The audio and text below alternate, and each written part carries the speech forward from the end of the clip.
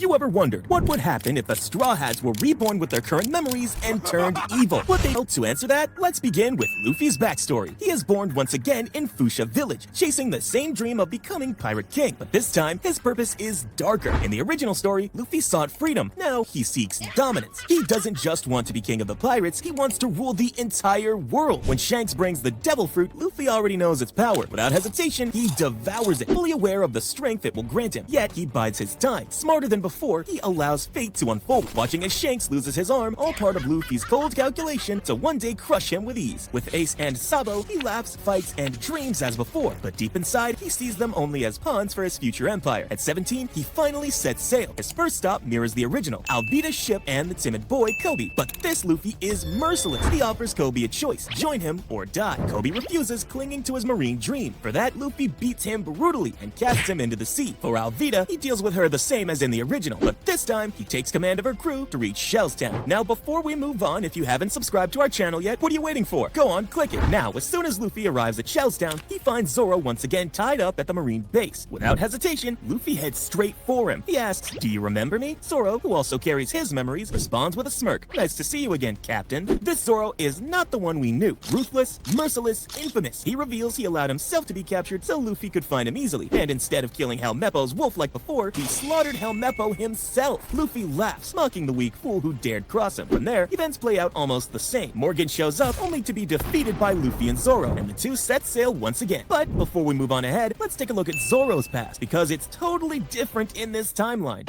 Originally, Zoro's dream was born after losing to Kuina, vowing to become the world's greatest swordsman in her honor after her tragic death. But now, with his memories and skills already intact, Kuina never stood a chance. He defeated her every single time. Not only that, Zoro crushed her spirit, telling her she could never surpass him because she was a woman. And though he could have saved her from the stairs this time, he chose not to. Why? Because he wanted her sword, Wado Ichimonji, for himself. From there, Zoro's reputation grew even faster than before, fueled by his terrifying swordsmanship, who cuts down all without mercy. Now, back to the present. Luffy and Zoro reach Orangetown, where they run into Buggy the Clown. But here's where things change. This time, they already know Buggy's future, how he'll rise to become a Yonko, leaving Mihawk and Crocodile under the Cross Guild. So instead of wasting time, Luffy and Zoro kill Buggy on the spot and wipe out his crew. Well, one less Yonko to worry about in the future, right? And on top of that, it sends a message to Shanks. Luffy has killed his childhood friend. That means, in this timeline, there is no Cross Guild. But wait, you're probably wondering the same thing Luffy and Zoro were. Where's Nami? Don't worry, you'll find out soon enough. Before that, let's head over to Syrup Village, because things there, they're very different this time. See, after regaining his memories, Usopp isn't the goofy liar we knew. No, this time, he's a manipulator. He twists people's minds, stirring up chaos and destruction for his own gain. He already knows about Kuro's plan to steal Kaya's fortune, so he gets ahead of it. Usopp manipulates Kuro's own crew into betraying him, dismantles his plan, and earns Kaya's trust. But not out of kindness. No, Usopp wants Kaya's fortune for himself. Just like Kuro, he becomes Kaya's butler, makes her fall for him, and slowly poisons her, planning to make her accidental death look natural so he can inherit it all. By the time Luffy and Zoro arrive, Usopp has everything prepared. Together, they strip Kaya of her fortune and set sail with their new ship, the Going Merry. While sailing towards their next stop, three of them share stories, how they manipulated people and the cruel things they've done, until their journey takes them to the floating restaurant Baratie. But before that, let's see what Sanji has been up to. Upon regaining his memories, his first act is to confront his tormentors, his brothers. In the original, they mocked and beat him. This time, Sanji is no weak child. Armed with future memories and skill, he mercilessly kills them all, sparing only his sister for the kindness she once showed. When Judge discovers his failure destroyed his perfected sons, his fury drives him to imprison Sanji. But by then, Sanji is already gone. From there, his story follows the same path. Rescued by Zeph, trapped on the rock, and eventually helping to build the Baratie. The only difference is Sanji serves food exclusively to beautiful women, while Len starves. So when Luffy, Zoro, and Usopp arrive, Sanji greets them warmly and serves a full meal. Then Gain appears, starving and desperate. In the original, Sanji secretly fed him despite protests. But here, Sanji lets him suffer, laughing in his face, mocking how pathetic he is. Because of that, Don Krieg never reaches the Baratie. Without Gain to guide him, Krieg is likely destroyed at sea, and Mihawk has no reason to appear, which means no Zoro versus Mihawk this time. Now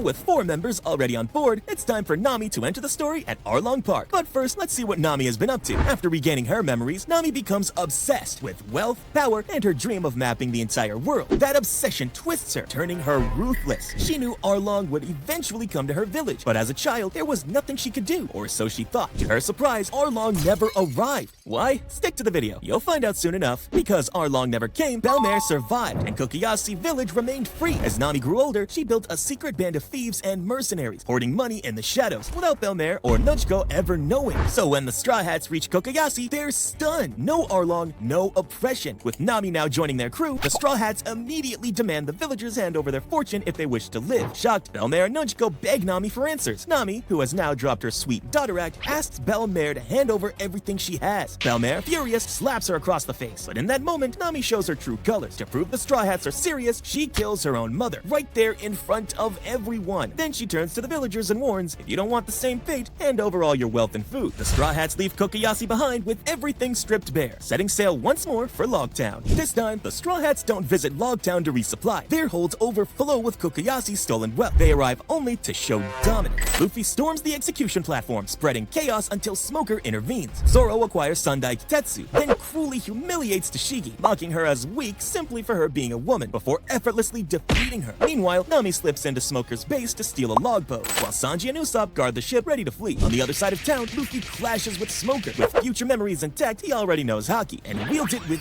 ease. He counters Smoker effortlessly and brings him down. Standing atop Roger's execution site, he declares, I will become Pirate King, and I will rule this world. From the shadows, Dragon watches. He does nothing, only studies the monster his son has become. And so, with the world shaken by his words, Luffy declares the dawn of a new era. With that, the Straw Hats set sail for the Grand Line. The Straw Hats finally enter the Grand Line, but to their surprise, there's no Laboon waiting, and no Crocus either. Why? That will be revealed soon enough. Stick with me. Without Laboon, that also means there's no Vivi here. But thanks to Nami, who stole a log pose back at Smoker's base, they already have a way forward. Their first stop on the Grand Line is set, and so the Straw Hats sail directly toward Whiskey Peak. Just like in the original, the townspeople of Whiskey Peak greet the Straw Hats warmly, throwing a grand feast in their honor. But Vivi of Alabasta, the Straw Hats reveal they already know her true identity and tell her they'll help her overthrow Crocodile. Vivi is suspicious at first, but their act convinces her that they're on her side. As in the original, the Baroque Works agents known as the Unluckies appear and report that Vivi's cover has been blown. The Straw Hats could have stopped them, but instead, they purposely let them go. And so, with no turning back, Vivi sets sail alongside them. Their next destination, Little Garden. This arc plays out much like the original for two reasons. First, the Straw Hats need Vivi to fully trust them. And second, they see Elbaf as a key stepping stone for their future plans. So, just like before, they encounter the giants Dory and Brogy, crush the Baroque Works agents, and cleverly feed Crocodile false information. With that done, they set sail once again, this time toward Drum Island, where they'll recruit Monster Chopper. But before reaching Drum Island, let's see what Chopper has been up to. After eating the Hito Hito no Mi, Chopper regains his memories. Just like before, humans fear him, attack him, call him a monster. Wounded and abandoned, he's found by Dr. Hirala, who heals him and treats him like a son. But this time, Chopper is consumed by hatred for humans, and his first victim is Hiraluk himself. From there, his rampage only grows. He slaughters and enslaves humans across Drum Island, including Wappo, Kureha, and countless others, until he crowns himself Tyrant of the Land. Still a doctor, still with his memories, but now a monster king, waiting for Luffy and his crew to arrive and take him away. In the original, the crew reached Drum Island because Nami fell ill after Little Garden, but this time, Nami knows her surroundings. She never catches a fever. The Straw Hats sail to Drum for one reason only, to recruit Chopper. And just like that, the Tyrant Doctor joins the crew. From there, they set their sights on the main event, Alabasta. Alright, in Alabasta, we're about to meet Robin. In the original, the Straw Hats met her right after Whiskey Peak, but this time, there's a reason she wasn't there. So, let's rewind and see what she's been up to. After regaining her memories in Ohara, Robin's first move is to secure its knowledge. Still ruthless, she knows knowledge is the key to destroying the world government. No one listened to a child, so she befriends Saul and convinces him to help. Together, they move Ohara's knowledge to Elbaf, meaning Saul is in Elbaf now, not Ohara. But the Buster Call is issued. Events play out much the same, but Robin leaves earlier, making the government believe she died with the rest. Aokiji never finds her. No bounty, no life on the run. So what does she do? She slips back into Crocodile's ranks, planning to hide under him until the Straw Hats arrive in Alabasta, then betray him at the right moment. That's why, when she hears about troublemakers in Whiskey Peak,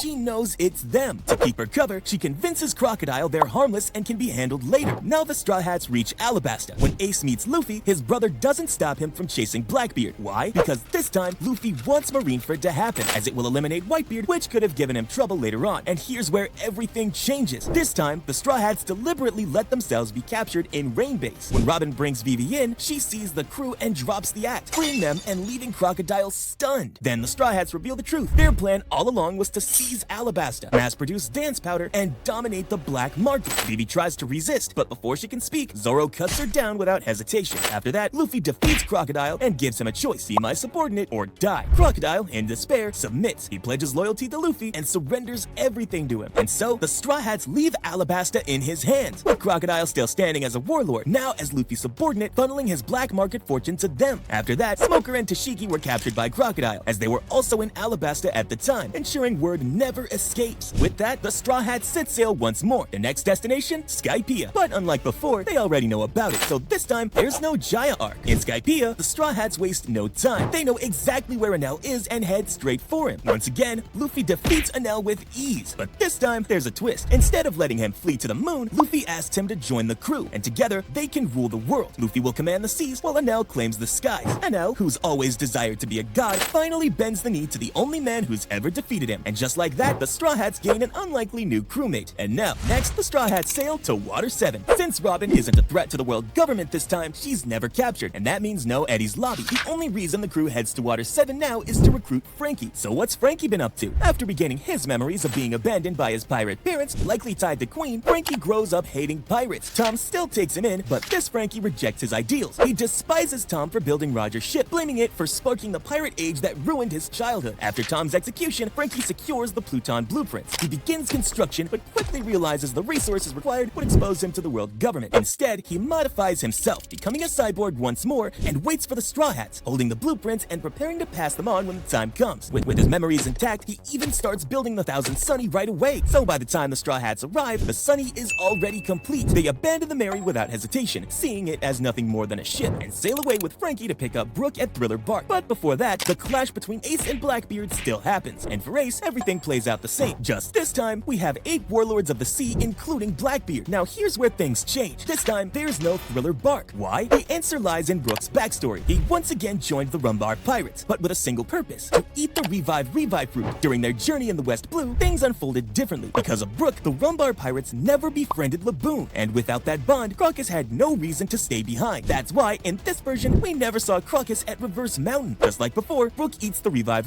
fruit, and once again, his crew perishes, Crocus included. Later, he crosses paths with Gecko Moria, who steals his shadow and implants it into Ryuma. But this Brook is far stronger thanks to his memories and battles, even clashing with a Yonko. His speed and soul-based powers completely outclass Moria's sluggish style, allowing Brook to defeat him outright. With Moria gone, the stolen shadows return to their owners. Brook then leaves Thriller Bark carrying Shusui, one of the 21 great grade swords, knowing it belongs in Zoro's hands. So when the Straw Hats arrive, Brook simply hands Shusui to Zoro, and together, the crew sets sail for their next destination, Sabaody Archipelago. Here, the crew simply resupplies and sets course for Fishman Island. Now, I know what you're thinking. Where's the iconic punch moment? Well, this time the Straw Hats are evil. They don't protect anyone unless it benefits them, and they don't stir up chaos that gains them nothing. Because of that, there's no Amazon Lily, no Impel Down, and no time skip. The crew is already strong enough, but this choice has consequences. Kemi is sold to the Celestial Dragons, and Hachi is gunned down with no one there to save him. Meanwhile, Marineford plays out much the same. Ace is executed, Whitebeard falls, Blackbeard steals his fruit, and Shanks ends the war. The difference? The world never sees it. Without Buggy, there's no broadcast. And once again, the Straw Hats don't lift a finger. They have nothing to gain here, and in fact, Whitebeard's downfall only clears the path for them. So they sail forward, straight to Fishman Island, leaving Marineford behind. Now, before we get there, let's check in on Jinbei. With his memories restored, he grows up hating humans, yet he still joins Fisher Tiger to make his name. After Tiger's death, Jinbei takes command, keeping Arlong as his subordinate. This time, Arlong listens, because they share the same hatred. When Jinbei accepts the role of warlord, he uses Arlong for the dirty work, shielding him with his status. And importantly, he keeps Arlong out of East Blue, wanting Luffy's path to be clear. When the Straw Hats reach Fishman Island, they already know Shirahoshi is Poseidon. She's too valuable to waste. Before trouble even begins, they wipe out Hodi's crew, overthrow King Neptune, and seize control of the island. With Whitebeard dead and Big Mom yet to claim it, Luffy places Fishman Island under his flag. His first move, naming Jinbei ruler of Fishman Island, strengthening him as both king and warlord. His second move was capturing Shirahoshi, because the exchange here is that Smoker and Tashigi are still locked up in Alabasta, so they never make it to Bunk Hazard. And since all the warlord seats are already filled, Law never becomes one. Without that title, he can't move freely, and Caesar has no reason to trust him, meaning their alliance never happens. So when the Straw Hats arrive at Bunk Hazard, they already know about the secret labs and its deadly gas experiment. Zoro cuts down Virgo while Luffy crushes Caesar, but instead of finishing him off, Luffy makes an offer. If he would work for the crew, his life would be spared. Terrified, Caesar submits, becoming their captive scientist, forced to mass-produce weapons. Artificial devil fruits fruits, and chemical warfare for the Straw Hats. The only shadow hanging over Caesar now is Doflamingo, but Luffy reassures him that he'll handle Doflamingo soon. Aside from all this, there's no Kinemon or Momonosuke in the story, since without the time skip, we're still 2 years too early for their arrival. And with that, their next destination is Dressrosa. With Luffy, Enel, Zoro, and Sanji at their current strength, Dressrosa is nothing more than a warm-up. They charge straight at Doflamingo's crew, wiping them out and seizing his entire underworld empire. Now Luffy has Poseidon, Caesar under his control, and the Smile Fruits, using them to build an army of Devil Fruit users while turning Dressrosa into the perfect base for experiments and crew expansion. From there, the crew set sail to Zou for one goal: the Red Road Poneglyph, the key to Laugh Tale. The Mink tribe, who had safeguarded that chamber for generations, rise up to defend it, but despite their loyalty and ferocity, they're hopelessly outmatched. The Straw Hats cut them down, slaughtering the Guardians of Zou before seizing the Poneglyph. Their next destination, Wano. Now, there's no Whole Cake Island arc this time. Firstly, because we're 2 years early, and second, Sanji already knows what's coming. Why walk into a trap you can see a mile away? And since Luffy never crossed Big Mom here, she has no reason to interfere. That only leaves Kaido. The first order of business is gathering power. Zoro claims Enma, not by trading away Shusui, but by force, discarding Sandai Kitetsu instead since it's cursed and far weaker in rank. Then comes the all-out assault on Onigashima. Luffy, in Gear 5, brings down Kaido. Sanji crushes Queen, Zoro cuts down King, and Enel wipes out the rest. But here's the real twist. They didn't do it to liberate Wano. No, what they're after is Pluton. As Oden once revealed, Pluton rests in Wano, sealed behind its closed borders. By defeating Kaido and seizing command of the country, the Straw Hats force Wano's borders open and unleash the ancient weapon. And as far as we know, whoever controls Pluton has the power to destroy nations. So now, the Straw Hats hold both Poseidon and Pluton, 2 of the ancient weapons. From this moment, the world is no longer asking who will become Pirate King. The question is darker, more terrifying. How long will the world survive under the reign of the evil Straw Hats?